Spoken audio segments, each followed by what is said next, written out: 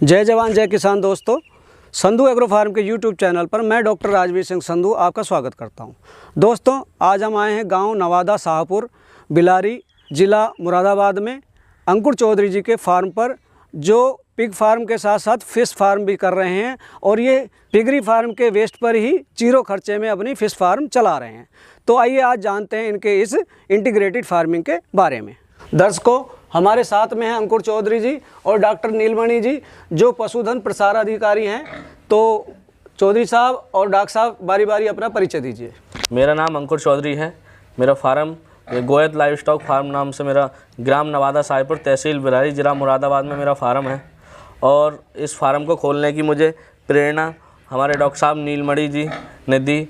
मैं नीलमणि पशुधन प्रसार अधिकारी गौरव मेरी पोस्टिंग है। चौधरी साहब, आपने फिश फार्मिंग और पिग फार्मिंग दोनों की हुई, इंटीग्रेटेड फार्मिंग की हुई है आपने। जी। तो ये प्रेरणा कैसे आई आपके मन में और कितना समय हो गया आपको अपना फार्म शुरू किए हुए? फार्म शुरू करे हुए सर मुझे लमसम 1 साल से ज़्यादा का समय हो गया।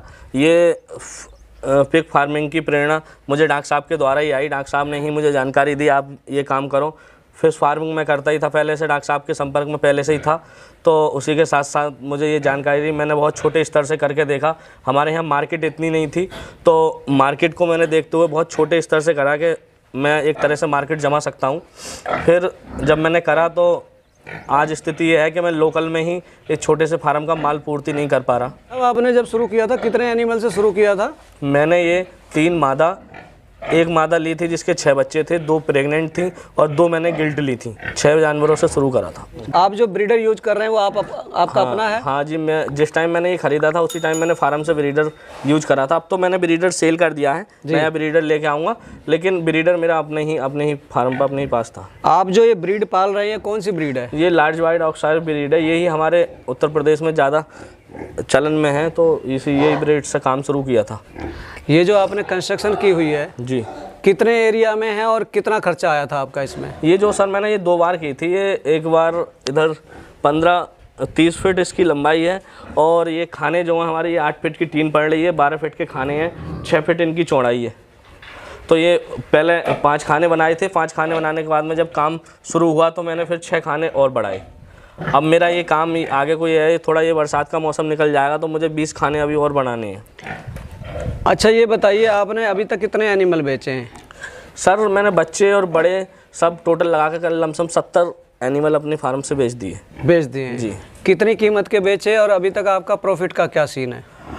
प्रॉफिट का अब तक ये लगाओ सर कि जो जितने के एनिमल बेचे उतने के आगे को फार्म बनाने में, उन्हीं एनिमल से घर से कुछ नहीं लगाया, इनमें से बेच के आगे को फार्म बना लिया जी। और इनका फीड का खर्चा सब इन्हीं में से चल रहा है। अब मुझे घर से लगाने की कोई अभी ज़रूरत नहीं है। आपने फीड का जिक्र किया, आप इनको फीड कौन सा दे रहे हैं? जी, स्टार्टिंग में तो मैंने सर रॉयल ग्रीन का फीड दिया था, उसके बाद में रॉयल ग्रीन के बाद में ड्यूज का फीड दिया था। अब इन दोनों फीडों के रिजल्ट सबके ठीक ठाक थे, लेकिन फिर मैं अब अपना फीड बना रहा हूँ घर पे ही।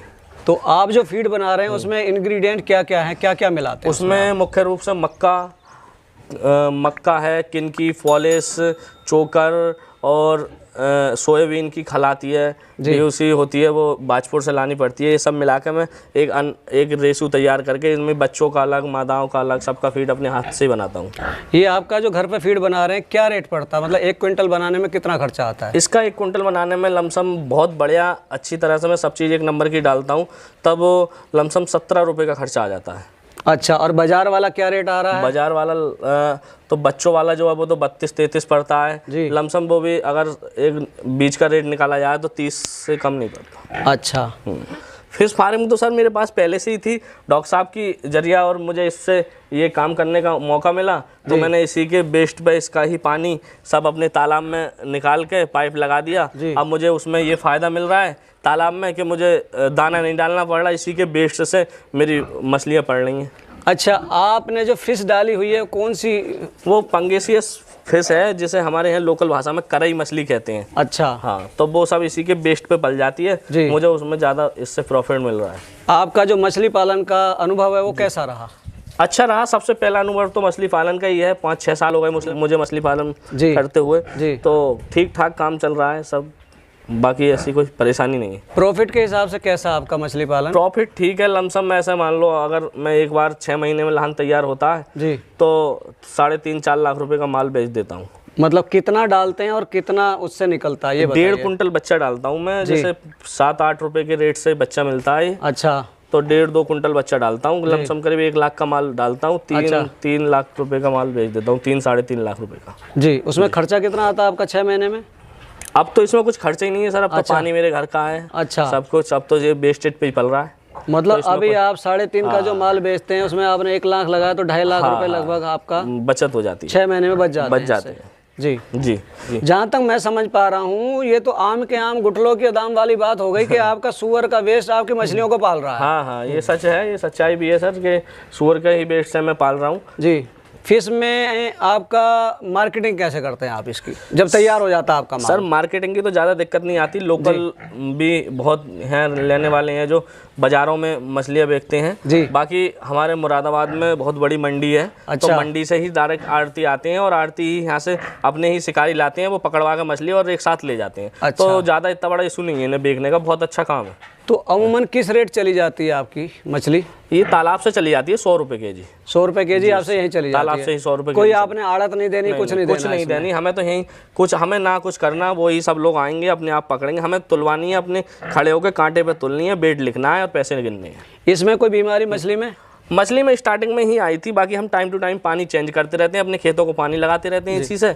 और लाल दवा होती है, पिनकी करके दवा आती है, पोटेशियम परमैंगनेट बोलते हैं उसको, तो हम उसे टाइम टू टाइम इसमें बिखेर देते हैं। भुजा हुआ चूना टाइम टू टाइम डालते रहते हैं। बाकी मतलब अब रिसेंटली आपको कोई प्रॉब्लम नहीं आती है, शुरू में आई लेकिन अब आप उसको मैनेज करना सीख गए हैं। हाँ जी जी। अच्छा, आपने जो पिग फार्मिंग की हुई है इसमें क्या क्या बीमारियां और इसकी क्या मार्केटिंग है, कैसे करते हैं इसकी मार्केटिंग आप? इसकी सर मार्केटिंग तो पहले हमने लोकल स्तर पे ही बनाई थी जी। जो लोकल थे, चाहे हमें 100 रुपये किसी को सस्ता देना पड़ा, हमें स्टार्टिंग में घाटा उठाना पड़ा, लेकिन एक मार्केट बना ली। आज की स्थिति यह है कि हम लोकल में ही अपना माल पूर्ति नहीं कर पा रहे हैं और लोकल हमारे मार्केट में इतने लेने वाले ग्राहक हैं कि हम उनका माल पूरा नहीं कर पा रहे। अब अगर बाहर से भी आता है या लोकल से आता है तो हम 110-120 तक माल निकालते हैं। बाकी बीमारियों की बात रही तो डॉक्टर साहब का मुझे टाइम टू टाइम यहाँ पूरा सहयोग मिलता है जी। फ़ोन पे, या फिर अगर कभी स्थिति ये आती है कि फार्म पे आके देखना पड़े तो फार्म पे आके देखते हैं। वैक्सीनेशन वगैरह सब डॉक्टर साहब ही खुद करवाते हैं अपनी टीम के साथ। मुझे इनका काफ़ी अच्छा सहयोग है। डॉक्टर साहब, मेरा अगला सवाल आपसे है कि पिगरी में अमूमन कौन सी बीमारी आती है, हमें क्या सावधानियां बरतनी चाहिए? जैसे कि हमने ये चूना यहाँ डलवाया हुआ है, ये देखिए आप। जी। अगर कोई भी इसके अंदर आता है, ये चूना यहाँ से बड़ा हुआ है, तो ये चूने का काम यही है, कोई बैक्टीरिया इसमें अंदर नहीं जाएगा, अच्छा, प्रवेश नहीं कर पाएगा। जी। दूसरा, इनमें खुरपका मुंहपका की बीमारी भी आ जाती है जी। तो, और इनमें डायरिया भी हो जाता है जी। तो उसके लिए समय समय पर हम इनको एक तो कीड़ों की दवाई देते रहते हैं। अच्छा। दूसरा, जब भी कभी भी कोई जरूरत ऐसी पड़ती है, इनको एनोरेक्सिया वगैरह होता है तो उसमें ब्रोटोन वगैरह ये सब सिरप जो भी है वो पानी में मिलाकर देते हैं, इनके दाने में मिलाकर देते हैं।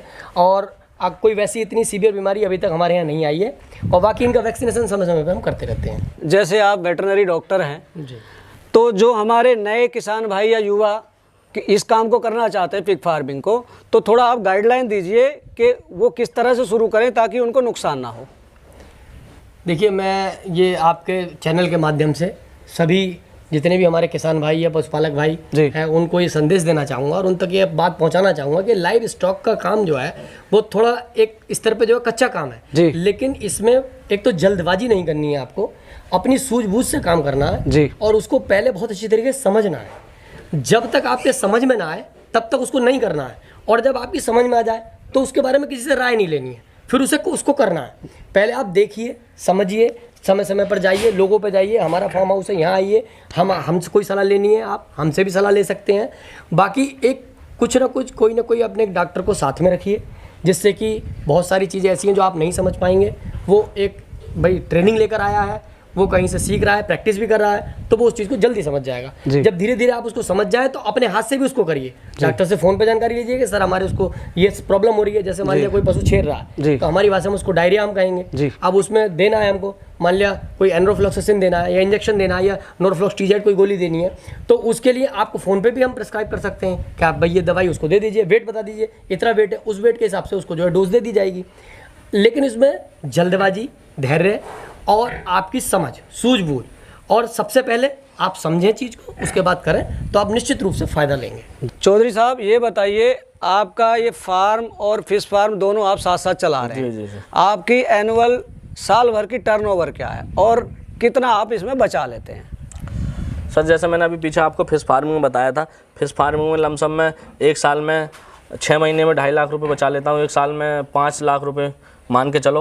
अब इस पिग फार्मिंग में रहा, अब पिग फार्मिंग में मुझे ये उम्मीद है कि अब आने वाले सालों में मैं उसके बराबर फिश फार्मिंग के बराबर में इसमें बचा के चलूँगा जी। हाँ, क्योंकि अब अभी तक तो मैंने स्टार्टिंग की है, स्टार्टिंग में मुझे अच्छा रिजल्ट मिला है, तो आगे तक उम्मीद है कि आगे को भी मैं इसमें ठीक ठाक टर्नओवर 5-6 लाख रुपए का साल का लेके चलूँगा जी।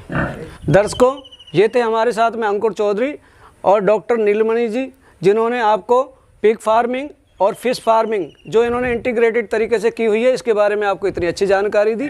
यदि आपको इनके द्वारा दी गई जानकारी और हमारे द्वारा की गई कोशिश अच्छी लगी हो तो आप हमारी वीडियो को लाइक करें, ज़्यादा से ज़्यादा शेयर करें, चैनल को सब्सक्राइब करना ना भूलें। मिलते हैं जल्दी एक नई वीडियो के साथ, तब तक के लिए जय जवान जय किसान।